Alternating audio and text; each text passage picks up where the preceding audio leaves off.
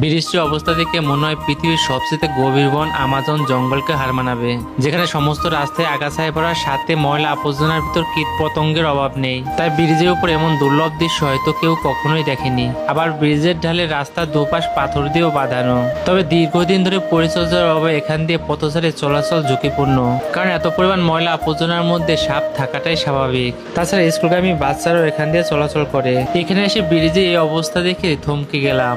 আশপাশে দেখে গেল ছোট ছোট বাচ্চাদের খেলাধুলা করতে। এরপরই আমাদের পুরো টিম নিয়ে এই স্থানটি পরিষ্কার করা শুরু করি। তবে পরিষ্কারের সময় ছোট বড় অনেক কিছুই সামনে বেঁধেছিল। এতে আমার সঙ্গীরা কিছুটা ভয় পেল, তাদেরকে সাহস দিয়ে কাজটি চালিয়ে নিলাম। তাছাড়া ব্রিজের উপর স্যাঁতসেঁতে পরিবেশ থেকে প্রচুর কীট পতঙ্গ এবং পোকামাকড় ছিল। তবে এখানে কীট পতঙ্গগুলো সুস্বাস্থ্যের অধিকারী ছিল। হয়তো ব্রিজের উপর এত সুন্দর পরিবেশে তাদের পুষ্টির অভাব ছিল না। সমস্ত আগাছা এবং আবর্জনা পরিষ্কার করতে আমাদের প্রায় সন্ধ্যা হয়ে আসে। আসলে ব্রিজের উপর যে অবস্থা ছিল তা আমাদের জন্য অত্যন্ত লজ্জাকর। তাই কাজটি করাতে এত অর্থের বিনিময়ে তৈরি করা ব্রিজটি তার সৌন্দর্য ফিরে পেল। তাছাড়া মানুষের চলাচলের সময় আর কোনো ভয়েরও কারণ থাকবে না।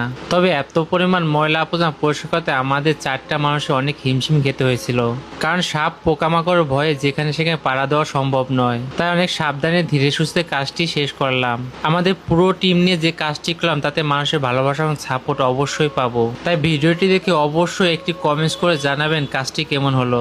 যদি সবার ভালো লাগে তাহলে আমাদের কষ্ট সার্থক হবে।